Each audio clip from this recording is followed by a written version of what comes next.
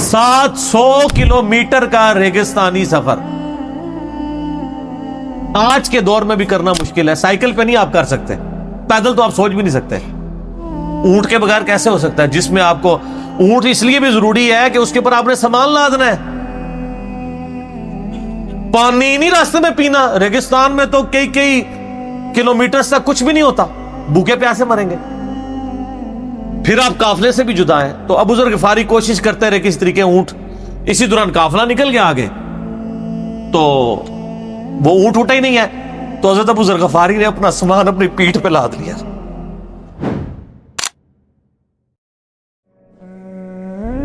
سر ابو ذر غفاری رضی اللہ تعالیٰ عنہ کے تو حالات بیان کرنے کے لیے بڑا پتھر کا دل چاہیے.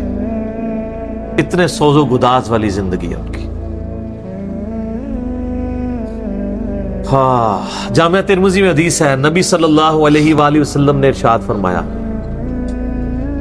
کہ اس نیلی چھتری کے نیچے ابو ذر غفاری سے سچا انسان کوئی نہیں ہے. کون کہہ رہا ہے؟ نبی صلی اللہ علیہ وآلہ وسلم, جو خود صادق اور امین ہے. اور جامعہ ترمذی میں ایک اور حدیث ہے, نبی علیہ السلام نے فرمایا کہ ابو ذر غفاری سے بڑھ کر کوئی عہد وفا کرنے والا اور زہد میں میری امت میں نہیں ہے. یہ میری امت میں عیسیٰ ابن مریم کی مثل ہے, ابو ذر غفاری. اور عیسیٰ ابن مریم وہ ہیں جن کے بارے میں روایتوں میں آتا ہے کہ وہ دنیا سے اتنے زاہد تھے کہ وہ برتن میں پانی بھی نہیں پیتے تھے. وہ کہتے تھے یہ بھی دنیا کا مال ہے, اپنے ہاتھوں میں پانی پیا کرتے تھے. یعنی دنیا کو 3 طلاقیں دی ہوئی تھی. تو نبی علیہ السلام فرمایا میری امت میں سیدنا عیسیٰ ابن مریم کی مثل زہد میں ابو ذر غفاری ہے. یہ لفظ ہے ابو ذر غفاری, غفاری نہیں ہے لفظ, غفاری زیر ہے اور فا کے اوپر تشدید بھی نہیں ہے. تو ابو ذر غفاری رضی اللہ تعالیٰ عنہ علیہ السلام نبی علیہ السلام کے لاڈلے اصحاب میں سے تھے. صحیح بخاری میں ان کے قبول اسلام کا پورا واقعہ موجود ہے. ان تک جب دعوت پہنچی کہ اس طرح ایک پیغمبر آئے ہیں مکے کی سرزمین میں جنہوں نے دعوی نبوت کیا, تو یہ انہوں نے پہلے اپنے بھائی کو بھیجا کہ خیر خبر لے کے آؤ. تو انہوں نے بتایا ہاں اس طرح ایک شخص ہے. پھر یہ خود رخت سفر باندھ کے نبی صلی اللہ علیہ وآلہ وسلم کی خدمت میں حاضر ہوئے مکہ شریف میں. تو صحیح بخاری میں آتا ہے کہ یہ گئے, یعنی مکہ شریف میں اب ڈر بھی رہے تھے. میں کیونکہ ان کو پتا تھا کہ نبی علیہ السلام کی مخالفت بھی بہت زیادہ ہے, کہ اگر میں کسی سے نبی علیہ السلام کے بارے میں پوچھا تو ہو سکتا ہے میرے ساتھ کوئی ایسی ایکٹیویٹی پرفارم نہ کر دے. تو یہ حرم مکہ میں انہوں نے ڈیرا ڈال لیا اور کہتے ہیں میں جتنے دن وہاں رہا نا تو آب زمزم بھی پیتا تھا. جب میری کھجوریں ختم ہو گئی, زمزم کھانے کا کام بھی کرتا تھا اور پینے کا بھی, زمزم طاقت والا پانی. تو کہتے ہیں سب سے پہلے میری جس شخص سے ملاقات ہوئی وہ سیدنا علی ابن ابی طالب تھے رضی اللہ تعالیٰ عنہ علیہ السلام. تو کہتے ہیں حضرت علی نے جب مجھے آبزرو کیا نہ تو مجھے اپنے ساتھ گھر لے گئے, کہ پردیسی ہے, کھانا شانا کھلایا, رات ٹھہرایا. کہتے ہیں نہ انہوں نے مجھ سے پوچھا کہ کس لیے آئے ہو, نہ میں نے ان کو بتایا. یہ میں آپ کو اخلاقیات بتا رہا ہوں کہ دعوت کا کام کتنا ٹھنڈے کر کے کرنا پڑتا ہے. آپ تو کہتے ہیں پہلے دن ہی کسی کو رفع الیدین شروع کروا دیں, اتنا آسان نہیں ہوتا یہ. تو دوسرا دن بھی اسی طرح گزرا, تیسرا دن بھی. تو 3 دن کے بعد ابو ذر غفاری نے خود حضرت علی پہ اعتماد کیا اور ان کو اندازہ ہوا کہ یہ بڑا, تو انہوں نے کہا میں یعنی ایک, اور حضرت علی نے بھی ایکسپوز نہیں کیا کہ میں نبی علیہ السلام کے قریبی لوگوں میں سے ہوں. تو ان کا کہ مجھے تم ایک اچھے انسان لگے ہو تو میں اس کام کے لیے آیا ہوں, تو تم مجھے گائیڈ کرو محمد ابن عبداللہ کے بارے میں ان سے ملنا چاہتا ہوں صلی اللہ علیہ وسلم. تو سیدنا علی نے کہا کہ واقعی وہ تو اللہ کے پیغمبر ہیں اور اس طرح. تو پھر وہ حضرت ابو ذر غفاری کو نبی علیہ السلام کے پاس لے گئے. نبی علیہ السلام کے پاس تھوڑی دیر بیٹھے, انہوں نے اسلام قبول کر لیا. اور سر اسلام کیا قبول کیا, اتنا اعلیٰ درجے کا ایمان. نبی علیہ السلام فرمایا تم اپنے قبیلے میں واپس چلے جاؤ, جب مکے میں ہمارا غلبہ ہوگا یا کوئی اللہ تعالیٰ راہ نکالے گا, ابھی تو جو بھی اسلام قبول کرتا ہے اس کی پھینٹی لگتی ہے, تو میں کوئی نہ کوئی تمہیں مطلب بتا دوں گا, ابھی تم اپنا ایمان پوشیدہ رکھو, اپنے علاقے میں چلے جاؤ. ان کا یا رسول اللہ ایسے نہیں ہو سکتا, وہ جناب آگے مکے خانہ کعبے کے اندر آ کے انہوں نے کہا میں گواہی دیتا ہوں کہ اللہ ایک ہے اور محمد صلی اللہ علیہ وسلم اس کے رسول ہیں. تو مشرکین عرب ان پہ ٹوٹ پڑے، خوب مارا. حتیٰ کہ عباس بن عبد المطلب جو اس وقت تک مسلمان نہیں ہوئے تھے، نبی علیہ السلام کے چچا تھے، لیکن چونکہ بنو ہاشم سے تھے اور بنو ہاشم آپ کو پتہ ہے متولی تھے کعبہ شریف کے، انہوں نے اپنے آپ کو ابو ذر غفاری کے اوپر گرا لیا کہ تاکہ ان کو کوئی مارے نہ. انہوں نے کہا تمہیں پتہ نہیں ہے قبیلہ یعنی غفاری قبیلے سے تعلق رکھتا ہے تو اس کے قبیلے کے لوگ آ کے یہاں پہ لڑائی کریں گے ہم سے. کیونکہ قبائلی سسٹم تھا نا، اس میں یہ نہیں دیکھا جاتا تھا کہ اس کا مذہب کیا ہے، پہلے نمبر پہ دیکھا جاتا ہے یہ ہمارے قبیلے کا ہے، تم نے ہمارے قبیلے کے بندے کو مارے تمہیں نہیں چھوڑیں گے.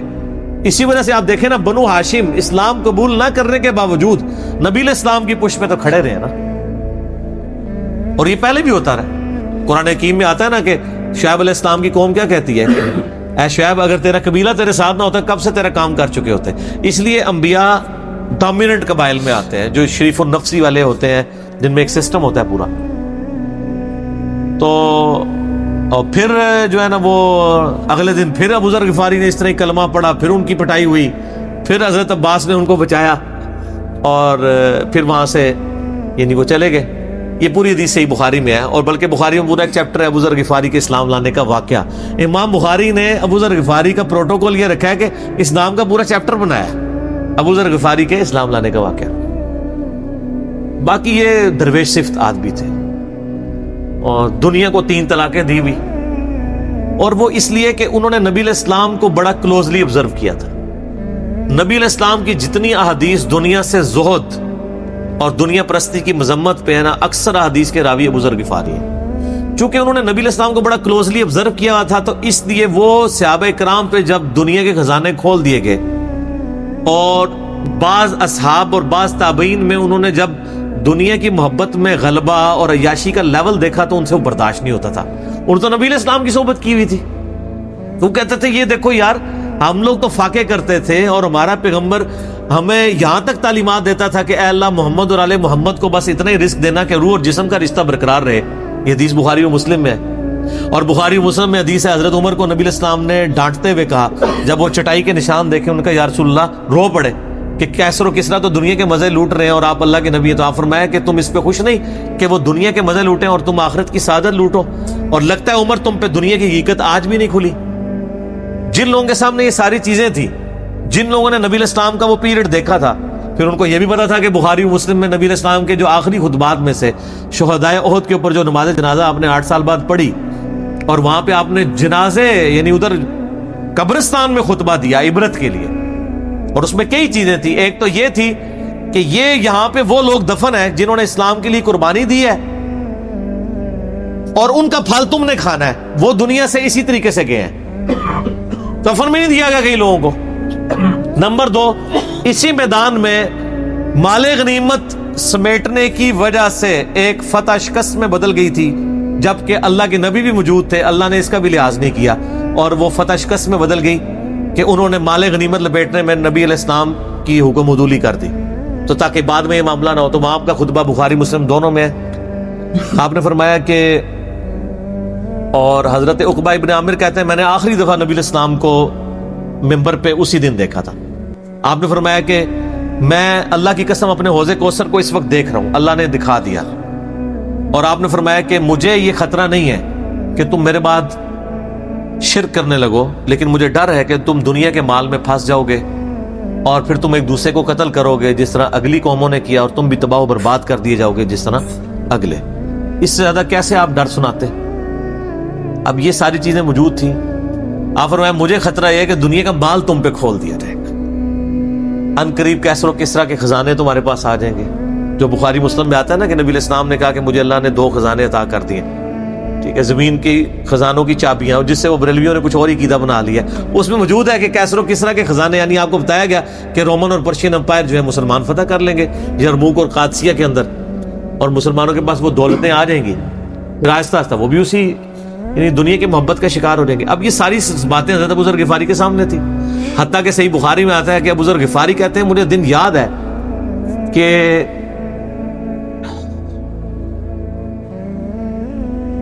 نبی علیہ السلام نے فرمایا کہ ابو ذر وہ احد پہاڑ دیکھ رہے ہو؟ تو کہتے ہیں میں نے احد پہاڑ کی طرف دیکھا اور میں یہ سوچ رہا تھا کہ ابھی مجھے آپ کسی کام کے سلسلے میں وہاں بھیجیں گے. دن کا وقت تھا تو میں اپنے ذہن میں یہ اندازہ لگانا شروع کر دیا کہ کوئی کام بتائیں گے تو میں یہ پہنچ کے واپس کتنی دیر میں آؤں گا. لیکن آپ نے یہ بات نہیں کرنی تھی. آپ نے فرمایا کہ اگر یہ سارا پہاڑ جو کئی کلومیٹرز پہ پھیلا ہوا ہے, آج بھی وہ پہاڑ موجود ہے مدینہ شریف میں, مسجد نبوی سے بھی نظر آتا ہے, اور جو شہدائے احد کا قبرستان ہے اس کی بالکل بیک سائڈ پہ کئی کلومیٹرز پہ پھیلا ہوا, اگر یہ سارا سونے کا ہو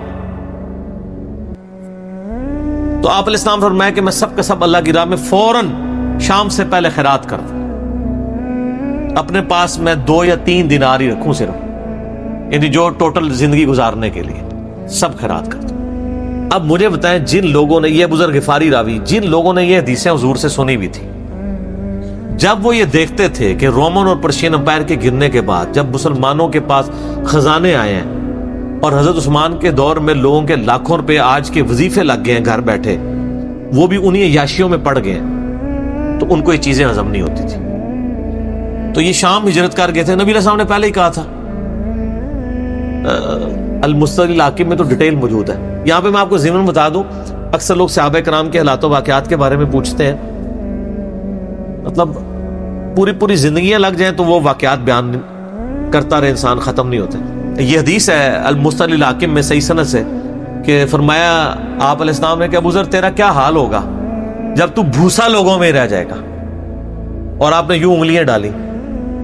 اور ابو ذر غفاری کا انتقال 32 ہجری میں ہوا ہے حضرت عثمان کے دور میں. یہ بات عبداللہ بن عمر بن عاص کے بارے میں نہیں کہی تھی؟ وہ بھی ہے, وہ تو صحیح بخاری میں ہے. عبداللہ بن عمر بن عاص کو نبی علیہ السلام نے فرمایا تھا کہ تو بھوسا لوگوں میں رہ جائے گا. سیم الفاظ حضرت ابو ذر غفاری کے بارے میں حاکم میں ہے. آپ مستدل الحاکم کا چیپٹر کھول لیں.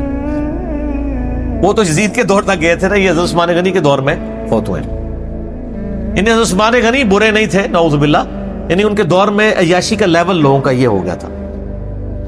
تو یہ یعنی اس میں پھر حدیث میں الفاظ ہیں, نبی علیہ السلام سے پھر انہوں نے کہا یا رسول اللہ میں کیا کروں, تلوار اٹھا لوں؟ آپ فرمایا صبر کرنا اور اپنی زبان سے تم حق بات کی تلقین کرتے رہنا, پھر آپ کو حاکم میں ملے گا. نبی علیہ السلام فرمایا کہ ان قریب تمہیں مدینے سے نکال دیا جائے گا, شام چلے جاؤ گے وہاں سے بھی نکال دیا جائے گا.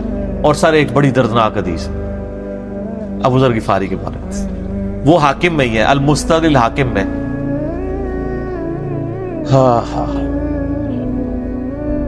غزوہ تبوک آپ کو پتا ہے ایک ایسا غزوہ تھا جس میں جو شرکت نہیں کرے گا وہ منافق ڈکلیئر ہوگا. قرآن میں فتویٰ آ گیا تھا. اس سے پہلے کبھی نفیر عام نہیں تھی, یہ پہلا اور آخری موقع تھا, کیونکہ رومن امپائر سے ٹکرانا تھا, سپر پاور تھی دنیا کی, 1.5 لاکھ کی فوج لے کے کیسرے روم بارڈر پہ آ گیا تھا عرب کے. تو نبی علیہ السلام نے اناؤنسمنٹ کی کہ بھئی اب سب نے جانا ہے, جو نہیں جائے گا منافق شمار ہوگا, الا یہ کہ کسی کے پاس ریسورسز نہ ہو, یا کوئی مریض ہو, یا کوئی عورت ہو, یا کوئی معذور ہو. منافقین آگے بہانے کر رہے تھے, کچھ سادہ لوگ مسلمان بھی اس کا حصہ بن گئے. بخاری مسلم میں 3 اصحاب کی توبہ کا واقعہ بھی موجود ہے, وہ بھی میری ویڈیو ریکارڈڈ ہے. تو کعب بن مالک کی رضی اللہ تعالیٰ عنہ علیہ السلام, کچھ لوگ جو ہیں وہ یعنی اپنے ان معاملات کی وجہ سے کچھ پیچھے بھی رہ گئے. تو المستدل الحاکم میں آتا ہے کہ صحابہ کرام کہتے ہیں کہ ہم نبی علیہ السلام کے ساتھ سفر پہ نکلے نا جب, تو نبی علیہ السلام کو آگے کوئی بتاتا تھا, کہتا تھا یا رسول اللہ وہ جو فلاں بندہ تھا نا وہ بھی کوئی نہیں آیا, پیچھے رہ گئے. تو آپ علیہ السلام پرواہ نہیں کرتے تھے. پھر بتایا گیا یا رسول اللہ وہ بھی کوئی نہیں, یعنی جڑے نعرے مارتے سن اونچے اونچے, جدو ایتھے کسی کو دسایا جائے گا سر وہ تہاڈا پکا جڑا یار ہے بیلی وہ بھی کوئی نہیں جے, تو حضور علیہ السلام کو لوگ نا فیڈ بیک دیتے یا رسول اللہ وہ بھی غائب ہے, وہ بھی نہیں آیا. اب 30,000 کے لشکر میں آپ نے کوئی ریکارڈ تو نہیں رکھا تھا, رجسٹر تھا, لیکن کدھر 30,000 بندوں میں کدھر کوئی رکھ سکتا ہے صاحب اس طرح, یا رسول اللہ وہ بھی رہ گیا, وہ بھی. تو حضور علیہ السلام کہتے ٹھیک, آپ فرماتے تھے اللہ چاہے گا تو آ جائے گا, نہیں آئے گا تو نہیں آئے. تو کسی نے کہا کہ وہ ابو ذر غفاری بھی پیچھے رہ گئے.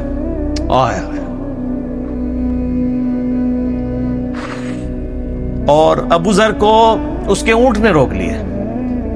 اونٹ ہی نہیں اٹھ رہا تھا نا سر, وہ آپ کو گاڑی تو نہیں ہے نا جو سٹارٹ کر لیں گے آپ, اونٹ چلنے سے انکار کر دے, کوئی کر سکتا ہے. اور سر سفر کتنا ہے, 700 کلومیٹر, 700 کلومیٹر کا ریگستانی سفر.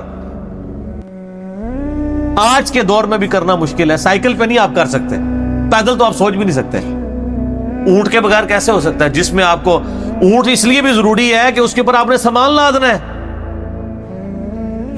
پانی نہیں راستے میں پینا. ریگستان میں تو کئی کلومیٹر تک کچھ بھی نہیں ہوتا, بھوکے پیاسے مریں گے.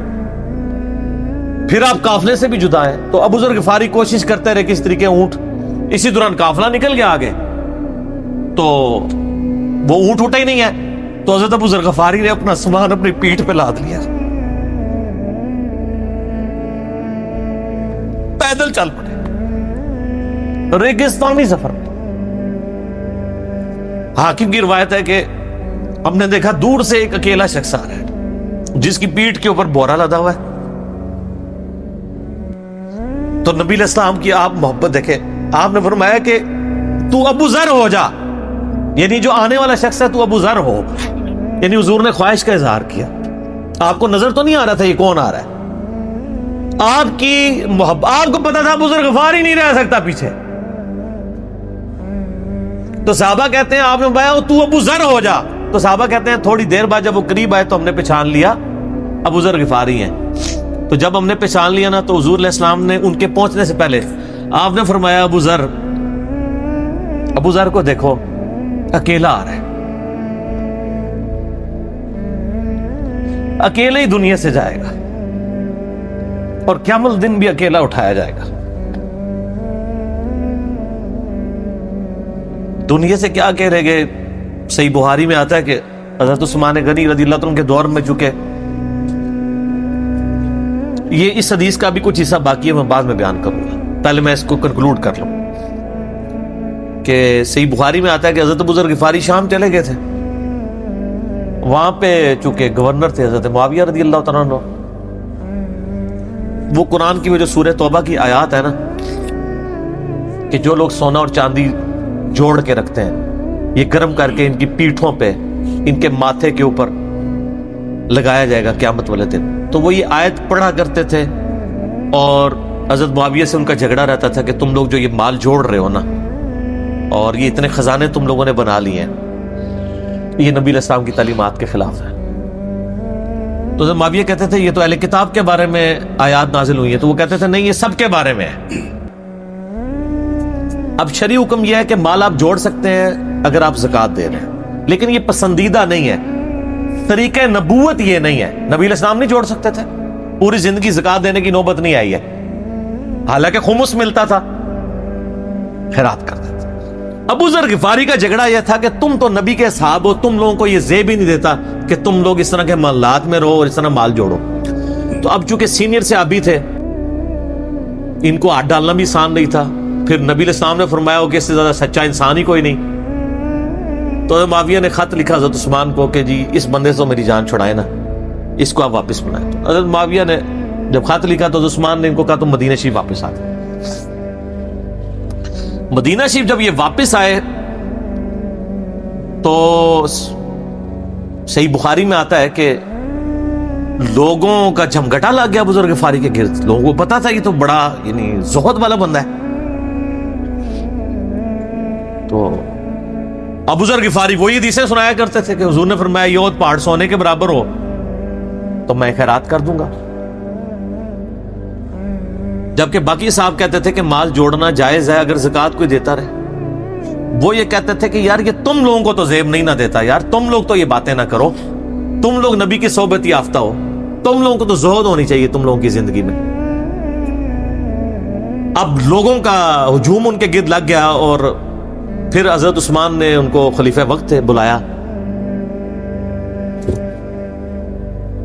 اور کہا کہ یار تو خود ہی مدینہ شریف چھوڑ کے یہاں سے چلا جا, تیری وجہ سے فتنہ کھڑا ہو رہا ہے.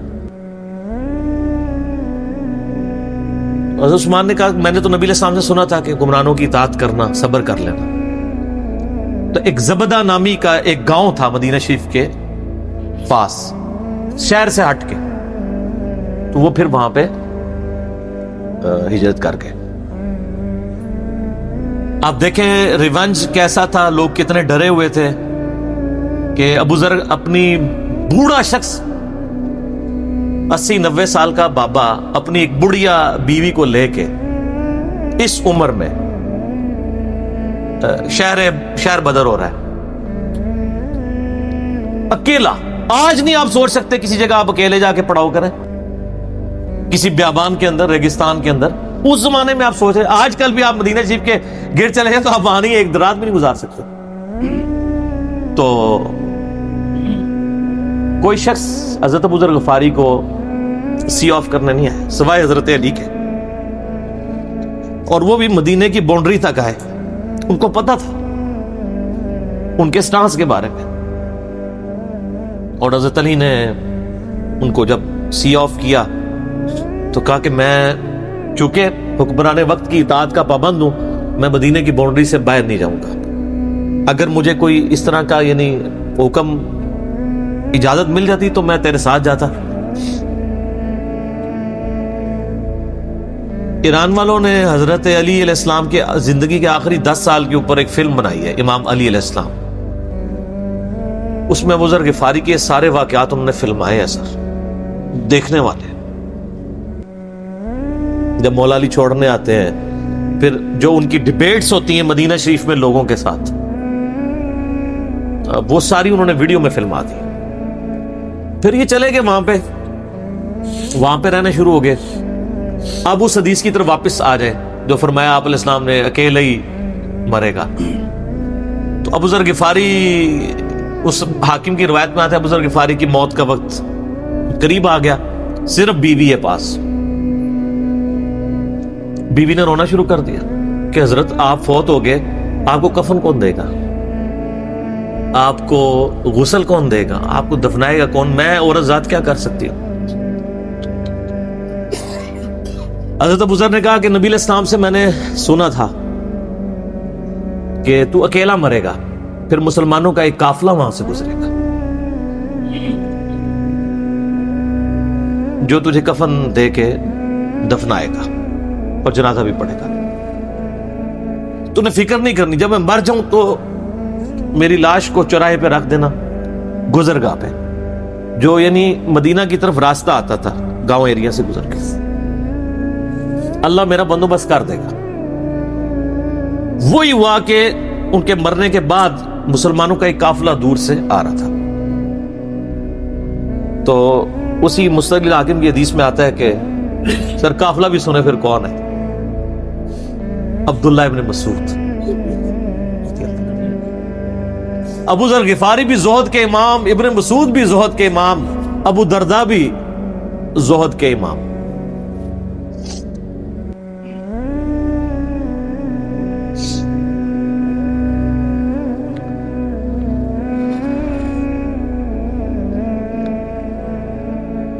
ابن مسعود رضی اللہ تعالیٰ عنہ جب وہاں پہ رکے, ان کو تو نہیں پتا تھا یہ کون ہے.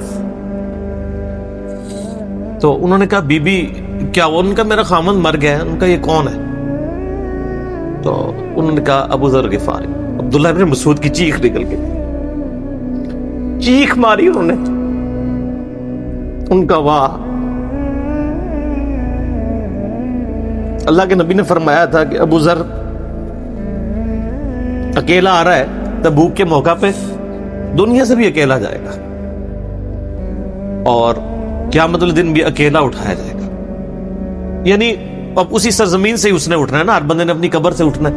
یعنی وہ مسلمانوں کے قبرستان میں بھی دفن نہیں. ایک یہ جو مزار کی رٹ لگائے پھرتے ہیں, میں ان سے پوچھتا ہوں تمہارے بابوں کی کیا اوقات ہے, ابو ذر غفاری کا مزار دکھاؤ کدھر ہے.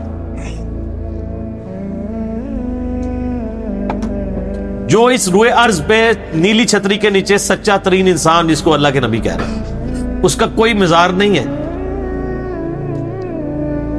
غریب المتنی میں مرا ہے, اس کی قبر بھی ایسی جگہ ہے جہاں مسلمانوں کے پاس قبریں بھی کوئی نہیں ہے. ایک ریگستان میں اکیلی قبر ہے, اس قبر کا بھی کسی کو نہیں پتا, اس پہ کوئی مزار بھی نہیں ہے, اور قیامت دن بھی اکیلا اٹھایا جائے گا. یعنی قیامت تک وہاں پہ کوئی قبرستان بھی نہیں بنے گا. ظاہر نبی علیہ السلام کی کیا بھی خبر ہے, تو کیا وہ ناکام ہو گیا اگر مزارات ہی دلیل ہے کامیابی کی؟ تو عبداللہ ابن مسعود رضی اللہ تعالیٰ نے ان کو غسل دیا, کفن دیا اور دفنا دیا. یہ پوری ڈیٹیلز آپ کو المستقل حاکم میں مل جائیں گی. تو ابو ذر غفاری ان چند شخصیات میں سے ہیں جن میں پوری امت کا اتفاق ہے ان کی نیکوکاری کے اوپر.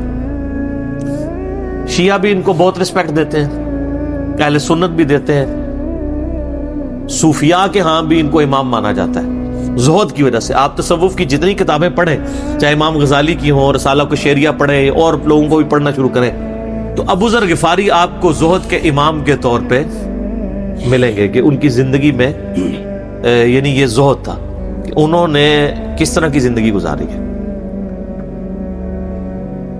سر لوگ مجمع میں مرتے ہیں, ان کو یاد کوئی نہیں کرتا, اور ابو ذر غفاری کو آج بھی دنیا یاد کر رہی ہے, ہم بھی یاد کر رہے ہیں رضی اللہ تعالیٰ عنہ علیہ السلام. اللہ تعالیٰ قیامت والے دن ہمیں ایسے نیکوکار لوگوں کا ساتھ نصیب فرمائے, آمین ثم